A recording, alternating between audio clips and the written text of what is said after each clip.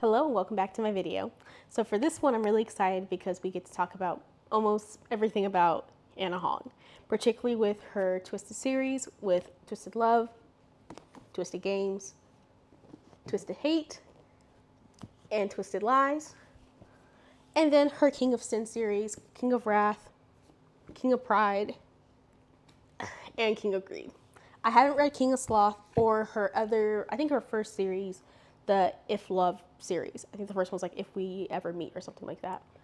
But yeah, so with these two series, I read these in 2023, I want to say, and I think these came out 2021, 2022 time frame. So what's the difference between the Twisted series and Kings of Sin series? So the Twisted series kind of starts off with these four friends, and they're kind of ending their college life, going into working force, and they kind of just meet romance in different ways and different tropes.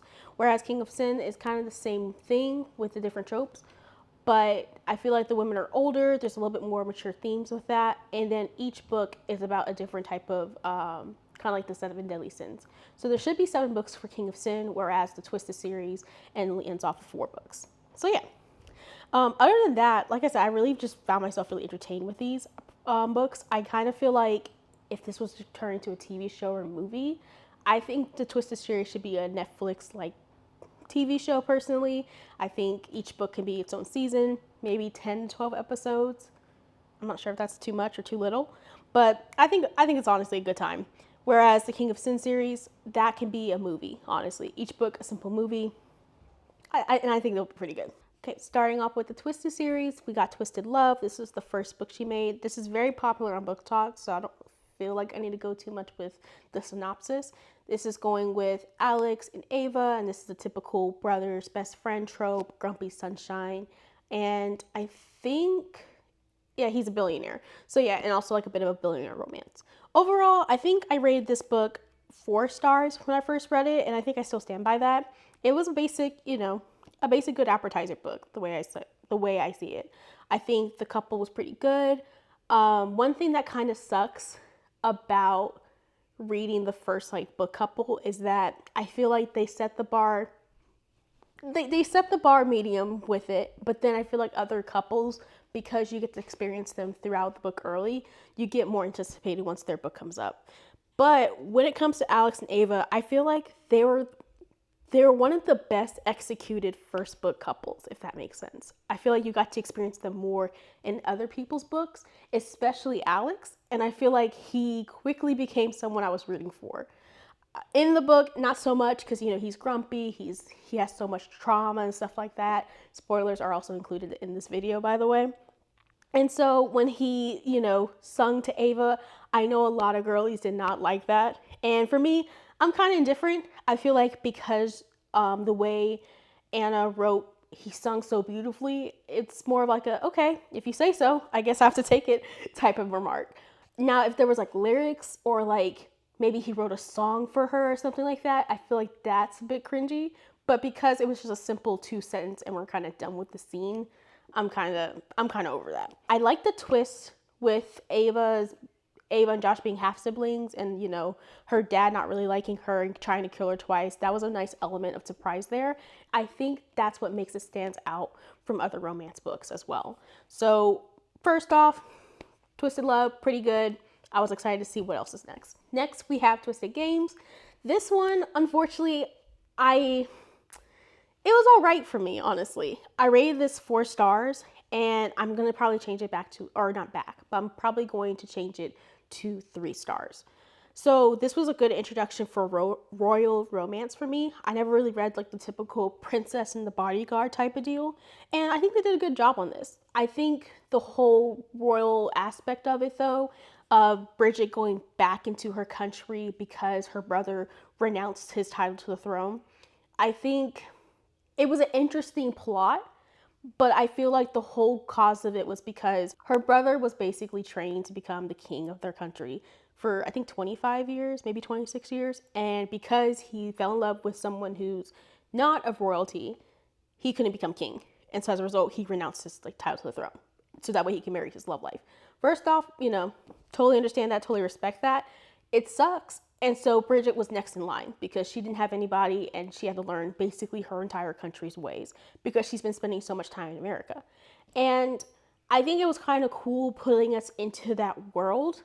But I feel like once Bridget got rid of the marriage law, I low-key felt like her position was almost redundant. I feel like up until that was removed, from her learning her ways of her country again to her getting rid of the marriage law, I kind of forgot she had a brother because that's what put her there in the first place.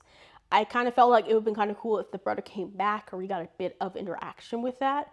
And who knows, maybe he could have come back to be king and she could have been like an ambassador or a governor or something like that. I don't know. And maybe that's a little bit too political thinking or figuring it out, but that's just something I thought of when I was reading the book.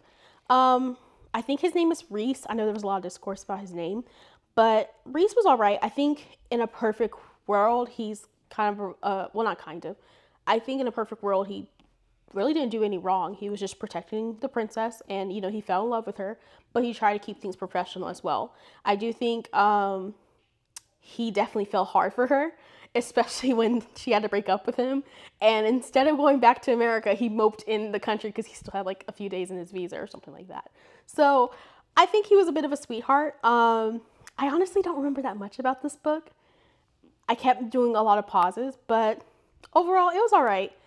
One thing I will have to like shout out for this book is the introduction to Christian.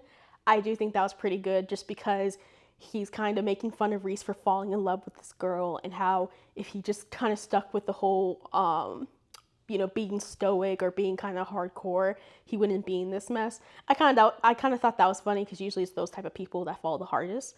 So yeah, overall 3 stars, nothing too much. Now we have Twisted Hate, and this one is my least favorite. I'm just gonna say that right now. First off, I don't really believe in friends with benefits. I just feel like nothing ever really comes good off of that. It's either going to be a relationship or you guys are going to break up and it's just going to be awkward moments. So yeah, I don't know. But so we got Jules and Josh, which is Ava's brother. And this is a best friend's brother situation. And I think this is I'm not going to say enemies to lovers because, like, let's be honest, they're like, it's just regular people. And, in today's society, I don't think we really have enemies. We just have people that we just don't like or hate. So I would say dislike/hate to love, in my opinion. But yeah, Jules, I feel like she was really funny in Twisted Love. She definitely livened that up a lot. But in here, I don't know. It was interesting seeing her, like, looking through her confidence, like her, I don't want to say facade, but her confident, like, aura that she always has about her, and seeing more about her background with her mom and like where she lived and then even her like name. I think that was pretty cool. Josh, Josh was all right. I was rooting for him the first, I think 46, 48 pages, or not pages, chapters. And they were kind of cute when they went to Ohio, or I think that's where Jules was from. When they went to Ohio and did the library day, I thought that was really cute and, that was nice. But up until chapter 49 or chapter 46, whichever chapter it is, everyone knows what it is, that's where I lost faith in Josh. That's where I lost respect for him. Not only as a romance interest, but just as a person in general. I feel like everyone's like, citing the he said I lied to her type of deal. And I understand that was pretty impactful because of what they were doing during that time and when he said he lied. And, I get it. For me, it's not the fact that he said I lied. It's what he said afterwards. And I can't say it because obviously it's spoilers and also not sure if it's appropriate to say it as well. But he basically used all of her insecurities against her. And he took the time to understand those insecurities throughout majority of the book. So just to learn that and throw it right back into her face, just the way her ex did with her, that was calculated, that was manipulative, whether or not he meant to do that, or whether or not it was like a moment of emotions or whatever. It doesn't matter. So yeah, and then I even forgot how they get back together, to be honest with you. I know she like fell down a bunch of stairs because of her ex and he saw Josh or whatever, but I forgot how they came together other than Josh saying, I'm sorry, and Jules being like, okay. Like, I don't know. I don't think in a real world they would be staying together. That just doesn't make sense to me. I know a lot of people like Josh because he's the most realistic and he's very goofy and he has like this, or he had a great friendship with Alex, but obviously that trust got broken. I think they did a good job putting that in there because Josh obviously has a lot of trust issues with what happened with his dad, what happened with Alex, and then also what happened between him and Ava when Ava revealed that she's secretly dating Alex after Twisted Love. So I know he's going through a lot of things, but it's the, hurt people hurt other people. And it's just, I'm just not a fan. I'm just not a fan of Josh. So yeah, I'm trying to think what else. Because I feel like I'm just bashing it. I think I would give this I think I gave this 3 stars when I read it. So I would do 3 stars or maybe a 2.5. I like the traveling aspect as well with them. I do think they are a cute couple when it comes to traveling and, being outgoing and having, that adventurous side. You don't really see a lot of couples do that. So that's a cool aspect. It's just, I don't think that their foundation is the best built for it. So yeah. Oh, the apartment scene with Jules and Stella when they came into the apartment, found out the rent, and then of course, coincidentally, Christian comes in and he's like, how much can you guys pay for it? And they said like a significantly lower price than the rent. He's like, okay, done. Like, sure. That has me so excited for Twisted Lies, honestly. I just love that because he literally cut off the rent in half for them just because of Stella. That's truly just it. Because, that was a great introduction to what we're going to see in her book. That's it about Twisted Hay, I think. All right, and then last but not least, my favorite, Twisted Lies. I don't know, I feel like when it comes to a green cover within a series, I feel like the green covers always do best. And my only source is just the Dreamland Billionaire series. So with Terms and Condition, that's literally my only reference. But yeah, Twisted Lies was my favorite one. It was the thickest one as well. Beautiful conclusion to all the couples. Just, yeah. So, anywho, with the tropes, we got forced proximity. We got a fake dating. We also got a little bit of a grumpy sunshine, maybe opposite attracts. Not too sure about that, but just I don't even know how to like start off with how much I like this book. Even the intro alone, like when Stella came out after working at like the fashion photo shoot all day long, and then she had to walk in the cold winter and stuff like that, and then Christian picked her up in his McLaren, and just I don't know, like the setting was just really nice to me. And also the fact that we get introduced to Dante, which is in King of Wrath. Like Anna does such a good job showing us the intros of what's happening next, and also a little peek of what happened before as well. I think that she does a really good job with that. Like when I read these books, I see it as like a movie or a TV show. But anywho, I feel like Stella was one of the most relatable girls from the series. I like how even from, I think, Twisted Love, she was described as shy yet passionate. She's like really shy in person, but depending on who like she's with, she can be outgoing. But also she's working on like having a social media account, and she's like really passionate about fashion. And in this book, she's almost at like 1 million followers. So in today's society too, that's pretty high. And that also means a threshold of other opportunities once you hit 1 million followers. Because I think that means you're also verified at that point, or other brands are going to identify you as someone who can reach out to people as well. So yeah, but Christian does a really good job pushing wait, did I say Sarah or Stella?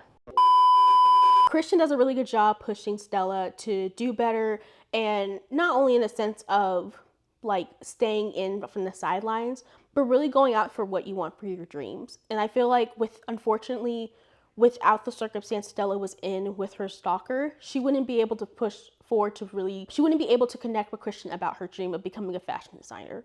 Before, she was just working within the fashion industry as an assistant.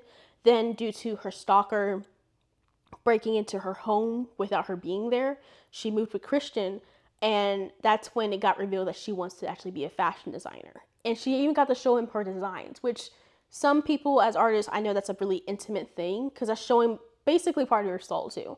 And the fact that Christian, he's very honest and very blunt, was able to say that's good, and he can tell that that is an actual business opportunity for her. It even helped her set up, not to the point where she doesn't have to do anything, but at least give her like the railroads to, to build or whatever, or to follow. I think that was pretty nice as well. I feel like what made Stella relatable too is that she was able to celebrate her wins. So when she got, I think, accepted to that brand deal where she had to do like a modeling thing in Hawaii or whatever, that was a cute scene where she was like dancing the Spice Girls or whatever, and then Christian saw her, and that was really nice. I liked that a lot. And then honestly, the whole book, I would say a good 23, not even 23, let's be honest, maybe 33, 43% of the book, it's just a Black girl being pampered, honestly. Like, he flew her out to Hawaii for her brand trip. And, after the modeling was done, he, I think they were talking about how nice the place was and how Stella was like, I wish I could stay here longer. And Christian's like, okay, cool, 3 more days, let's do this. And they truly got to like spend time relaxing and doing the stuff that they truly wanted to do.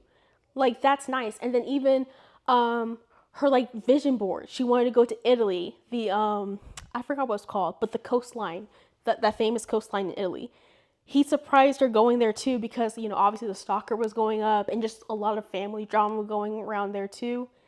That was just nice. Like, Christian didn't really need to do that at all. And although he's also a billionaire with his own company, and I'm sure in this sense it wouldn't like matter that much to him money wise, I think it's just really cute the fact that he was able to take time to really make sure that she felt better about her situation, but at the end of the day also was able to relax himself too. So yeah, I feel like I like went through the story so fast. Again, fake dating, she did that so that way she can get the 1 million followers, but also it ended up angering her stalker, which caused her to be attacked, or not attacked, but the stalker to approach her more. The stalker reveal was a little disappointing, honestly. I feel like it should have been that lobby guy who was at the desk when she was going out on her first date. I feel like that would have been a nice reveal because it almost lined up with everything Christian was looking into. Or even like her first date guy. It would have made sense, but I feel like it would have been someone that we saw before. But instead it was Julian, who was, yes, the person who wrote her article, but we literally saw him one time, and it was like near the end too. So when it was like his name was revealed, I was just like, who? Who? And he was like, I was in your class. I sat 3 rows behind you. Did it like, I wish maybe we got more of that exchange in the other books. We got the mention of her dealing with the stalker before, but I kind of wish we dealt with more of the class area maybe. And I feel like that would have been an interesting nod then. But yeah, so we dealt with that. What else? Oh, the salsa scene when Christian killed a dude because he like, grabbed Stella's butt at like the ball or gala place or whatever. But then he still had enough time to go across town to pick up her salsa and then give it to her just in time for dinner. And then of course she's like none the wiser because she's like, oh cool, you came back from work. And Christian's like, yeah, we can say that, like, so obviously this is not something I want in a relationship. It's just reading it, it's silly, but to me it's kind of like romantic, I guess. I don't know. I just like that. The proposal was cute back in Italy. That was cute. I think I wanted more description about Stella. Everyone knew that she was a Black girl, but I think there's a way to describe it as well. We got the curls. We got like the the curly hair description, which was nice. But I think when it came towards her dinner, I feel like, not saying that she has to be like all the way Black, but I feel like there's a way to describe it because not only is she Black, apparently she's also Japanese, which is fine because her mom spoke full Japanese and she was able to understand it. That's great. We love a bilingual queen. I think she's also German, and I don't know if there was like a bit of Hispanic also thrown in there. I don't really remember, but I feel like it was kind of hard to get a grasp of what she like looked like. And I'm not sure if I'm just one of those people that just needs extra description when it comes to that, but seeing the TikTok and Instagram, the fan casting, I agree with what the fan casting looks like. It's just, I don't know, I just feel like other authors are a bit more detailed when it comes to that. My example right now is Iris from the Dreamland Billionaire series, who's written by Lauren Asher. I think she did a good job describing like the braids, I think there was like a bonnet in there or something like that. And although you're not a Black author, I think she did a good job, really bringing that in to get the understanding of, okay, this is a Black woman. She did the care one, and it made me feel more seen with that.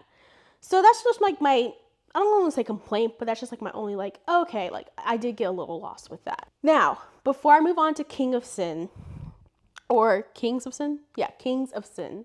I want to do my ranking of the characters for the Twisted series. Like I said before, I think Twisted Lies is a little bit biased just because we had the epilogue with all the other couples. It's kind of obvious who I like the most. But that's okay. We're just going to go from top down and then obviously like my reasoning. My number one obviously is going to be Christian. I'm going to wait till afterwards to explain why, because I have the perfect example. Second is actually going to be Alex. Third, Reese. And then lastly, Josh. Now, going back to the top two, I feel like there's a major difference between Christian and Alex. And this is a perfect example. I saw this on a tweet where, or not tweet, but it was like the fan tweet where it made it look like the characters had actual Twitters or whatever. And one of the posts was like, it was Stella's birthday or something like that. And one of the girls was like commenting how if Stella wanted snow, Christian would have made it snow somehow, even though they like live, like they'll be like in Italy or something like that. And I think that's true. I think he would actually get real life snow or some type of machine or something like that, or just simply fly her out to a place that's snowy for the day. I feel like that's what Christian would do. Now, Alex, I feel like if Ava wanted the same thing, he would do it, but I kind of think it would be a fake snow machine. And there's nothing wrong with fake snow. I also think he probably would have took her out on a cute ice skating date or something like that and like ran out the whole ice skating thing. So I feel like it's simple. It's not simple to me, but it's simple, but it's still effective. I think Christian would just go the whole 9 yards though to make sure that Stella gets what she wants. Like he literally bought out a, I don't know if it was 7,000 or 70,000, but he literally bought a $70,000 necklace that Stella was wearing, just so that way he can like be in her presence and like get the crew members away because they were protecting the necklace.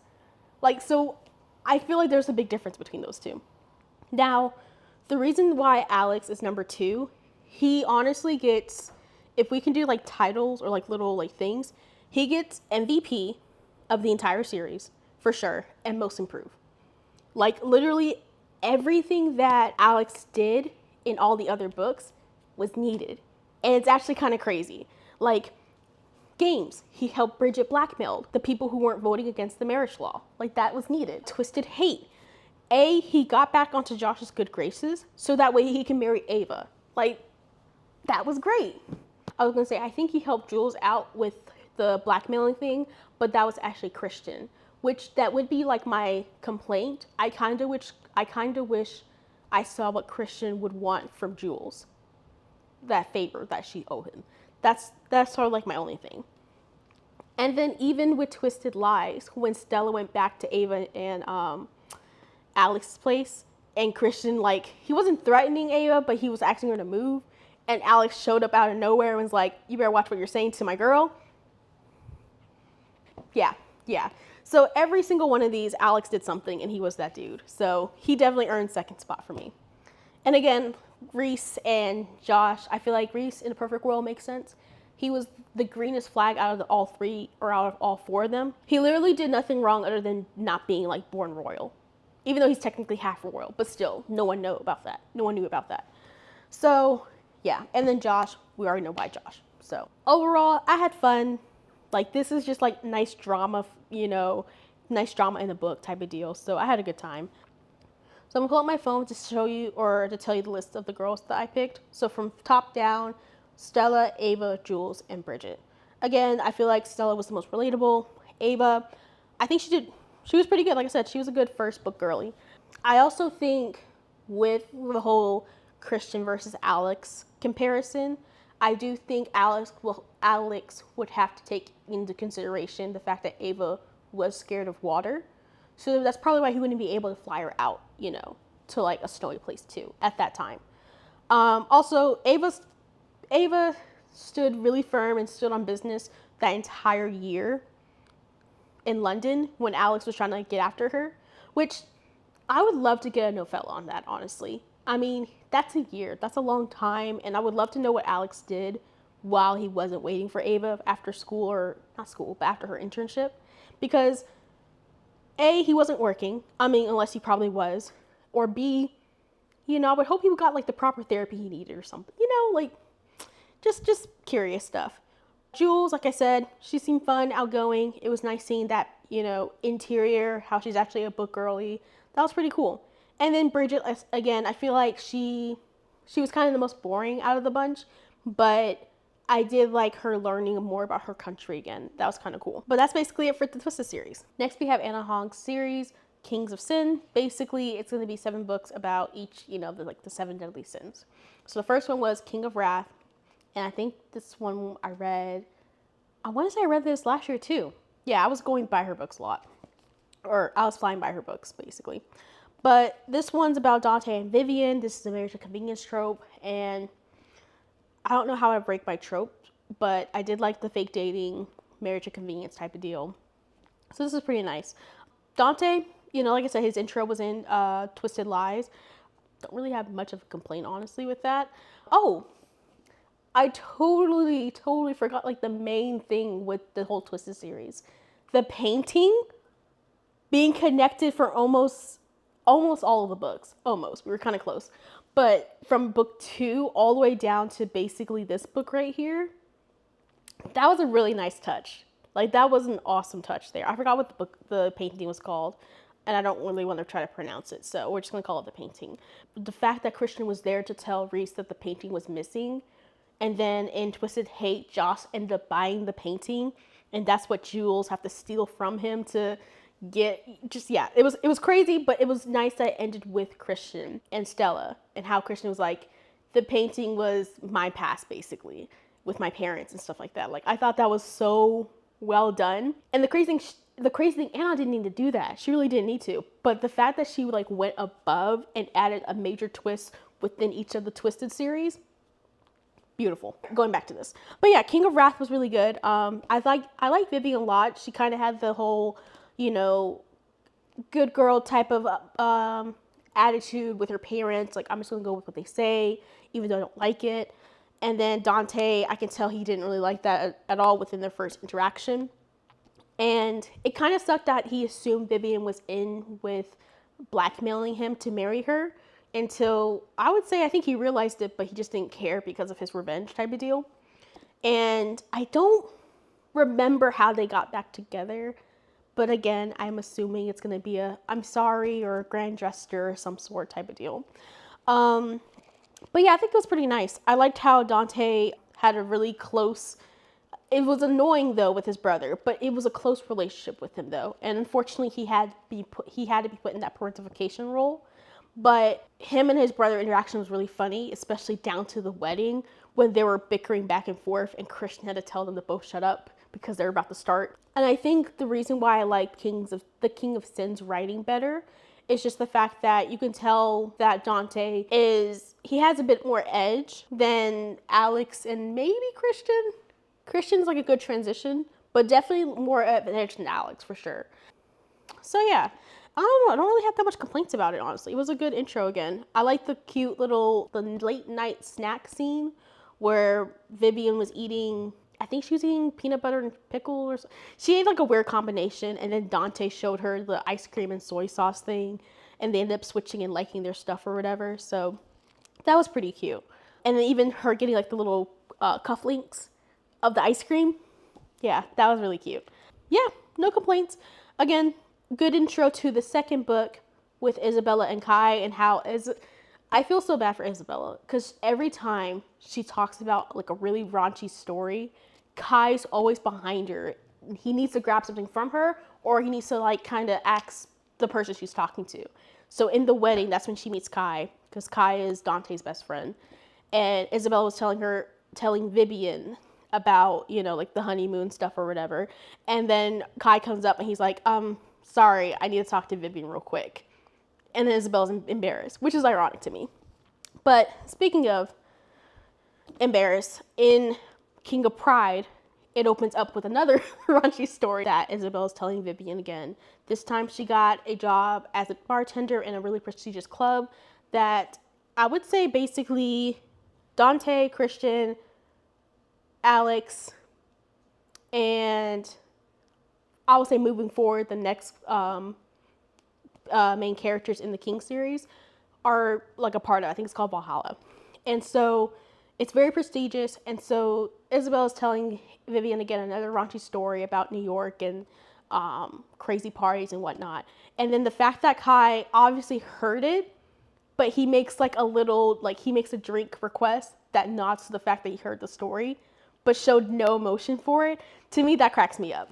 And I like seeing the typically outgoing characters kind of get a little shy or embarrassed. Not that like to be in a mean way. I like it when they're off their game, where they're kind of like, oh, like you actually have nothing to say for once. It's just, I don't know, it's just kind of funny to me. So yeah, but this book, I rated it 5 stars. It was just so good. Like, if this one is the opposite attract type of deal, I liked how they really balanced themselves out. Kai is very stoic, calm, very logical thinking, and he's very confident in himself. But the thing is, he doesn't show it to the point where he's cocky. It's more of like a, yeah, of course I'm going to do this, or of course naturally this would happen for me type of deal. Hence, you know, the name Pride. And basically he's fighting for like a CEO position within his own family's company. Ironically, his mom is the current CEO and she's stepping down. So Kai's working really hard to get the CEO company. And then of course he ends up kind of pursuing a secret relationship with Isabella. And Isabella, on the other hand, is struggling to write a book. And so it's kind of cool hearing that she's an author and she works within chaos and stuff like that. But the reason why she wants to be an author, A, she feels like it's her calling, but also B, she really has to make this book because it's for her inheritance. Once she gets a job that actually pays off and it's her true passion, basically her brother will allow her to get access to her inheritance given by, I think, her father or her grandfather at this point. So, like I said, the two balance each other out by Isabella letting Kai let loose and showing him different ways, especially when they went to like a New York club and it was like the paint balloon thingies. Like that was pretty cool. And then Kai kind of shows Isabella, A, how to really go after your dreams, be confident in yourself, not just in the way you talk or the way you look, but truly how to go after what you really want. So that was pretty cool. I don't know. I feel like if I really like the book, I don't have that much complaints or just not much to say about it. It's just there. It's really just there in the book. I feel like the scene with the library, that was, you know, that was nice. That was nice. But what I also mean, like the part where he showed her, hey, if you want to work on your book in private, basically, like this is, you can go here. You have like my permission type of deal. And yeah. And then the reveal that his mom was stepping down from CEO is because she's actually going back together with his father. That was a nice twist too, because I feel like it shows that just because you're rich and on top of the world, it doesn't mean you have to like let go of everything or you don't deserve happiness as well. And I feel like that was a good wake-up call for Kai, because whether or not he will admit it to himself, he was definitely searching for approval around not even the people he worked for, but really the people that, you know, that's his family members. So we also get the introduction to the next book, King of Greed, that is with Dominic and I'm going to mess up her name and I apologize in advance. Where is it? Alessandra. Okay. I might call her Alice to be short. So just be ready. But Dominic and Alessandra. Now this one is a marriage in crisis. I've never actually read a marriage in crisis trope. So I was actually intrigued with this one. I had such high hopes for this one too. This book was meh. I'm not gonna lie to you. Yeah, I gave it 3 stars. So basically, Dominic is very focused, logical. He's all about the money, basically. Like he will literally sit there, grab someone, and be like, "Hey, I want to talk to you about stocks." Talks about stocks. And Alessandra is his wife, and she is actually running a business of like a flower pressing company. And so I'm like, oh, that's really cool. Like, you know, typically when people see her, they assume, oh, she's just like a stay at home, like housewife type of deal. But I love the fact that she was like getting her own small business.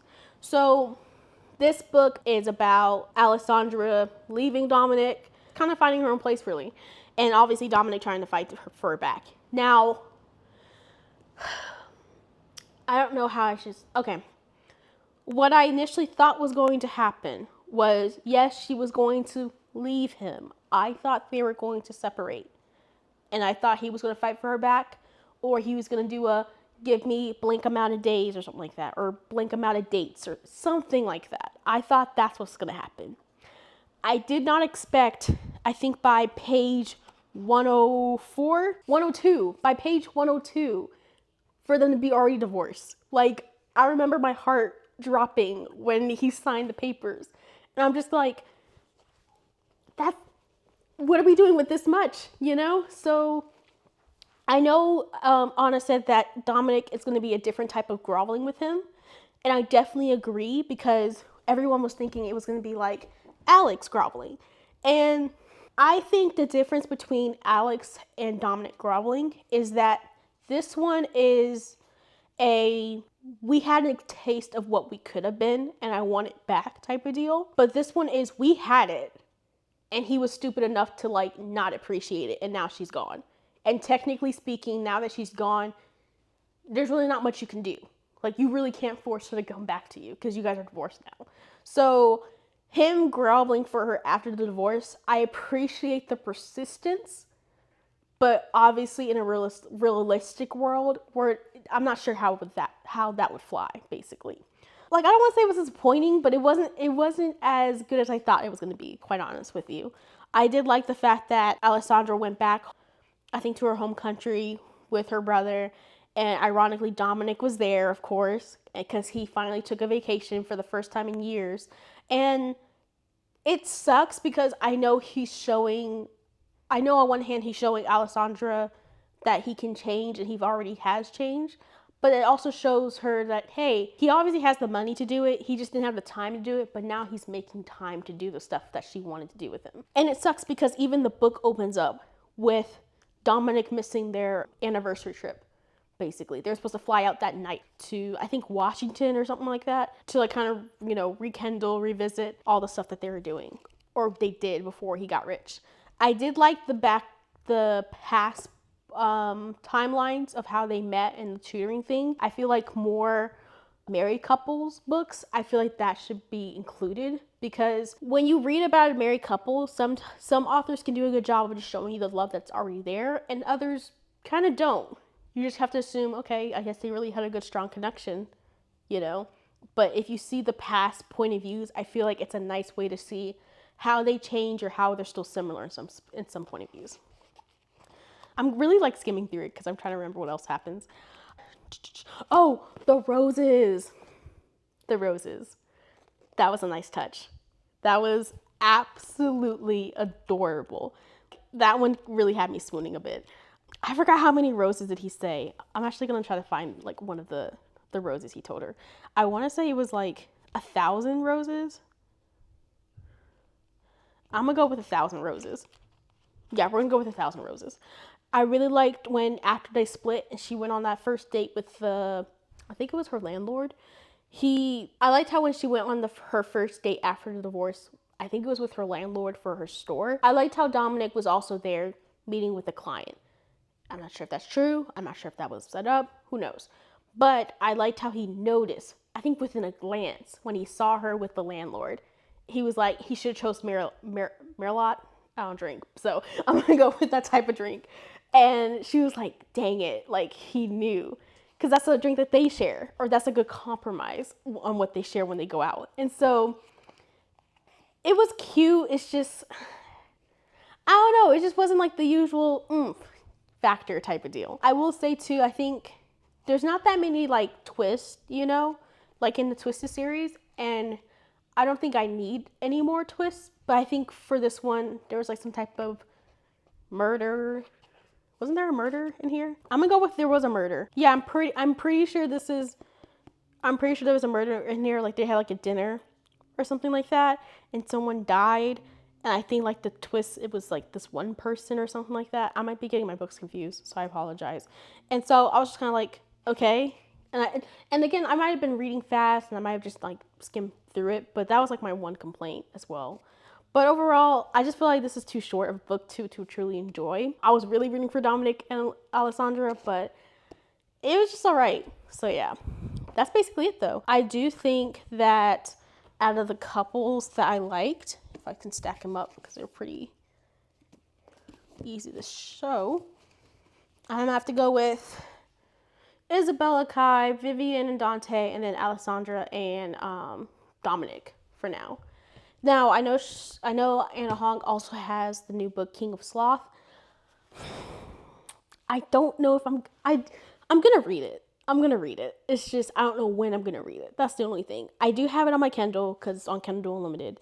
It's just it's not like I don't like Salone. I like the idea that she like is so serious about everything, but she like lets herself breathe around like, you know, romances or like make fun of them. I think that's cute. That's a cute little detail. I don't know what the guy she's in. I think his name is Xavier. I'm gonna go with Xavier. I think it's an interesting matchup, but at the same time, I don't know. I think I'm cautiously optimistic about it. So I'll have to rate it and then just probably add it to my my like wrap ups or something like that. But yeah, that's all I basically got though for now. And there you have it, my thoughts, my reviews, my rankings of the Twisted series and the Kings of Sin series by Anna Hong. Thank you so much for watching. I hope you liked this video. Don't be afraid to hit that like button or subscribe. I really would appreciate that too. But yeah, I'll see you guys next time. Bye.